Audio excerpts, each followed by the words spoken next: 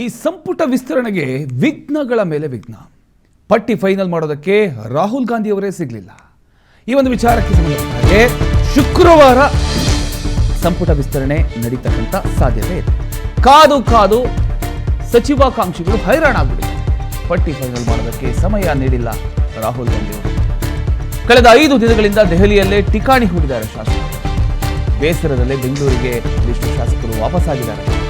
ಕಾವೇರಿ ಗಲಾಟೆ, ಬರಗಾಲ ಇದ್ರೂ ಕೂಡ ಸಚಿವರ ಪಟ್ಟಿ ಮಾತ್ರ ಇನ್ನೂ ಕೂಡ ಫೈನಲ್ ಆಗಿಲ್ಲ.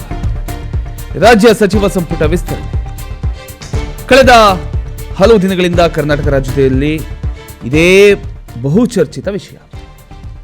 ಆದರೆ ಸಂಪುಟ ವಿಸ್ತರಣೆಯ ದಿನಾಂಕ ಸಮೀಪಿಸ್ತಾ ಇದ್ರು, ಸಚಿವರ ಪಟ್ಟಿ ಮಾತ್ರ ಇನ್ನೂ ಕೂಡ ಫೈನಲ್ ಆಗಲಿಲ್ಲ.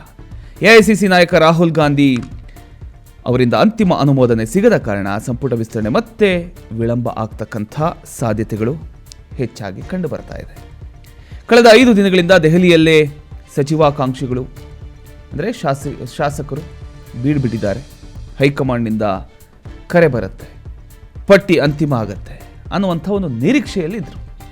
ಆದರೆ ರಾಹುಲ್ ಗಾಂಧಿ ಅವರಿಗೆ ವಿವಿಧ ರಾಜಕೀಯ ಹಾಗೂ ಸಂಸತ್ ಕಾರ್ಯಕ್ರಮಗಳ ನಡುವಿನ ಬಿಡುವಿಲ್ಲದ ವೇಳಾಪಟ್ಟಿಯಿಂದ ಸಚಿವರ ಪಟ್ಟಿ ಕುರಿತು ಚರ್ಚೆ ಮಾಡೋದಕ್ಕೆ ಸಮಯ ಸಿಗದ ಹಿನ್ನೆಲೆಯಲ್ಲಿ ಅಂತಿಮ ತೀರ್ಮಾನ ಇದೀಗ ಮತ್ತೆ ಮುಂದಕ್ಕೆ ಹೋಗಿದೆ.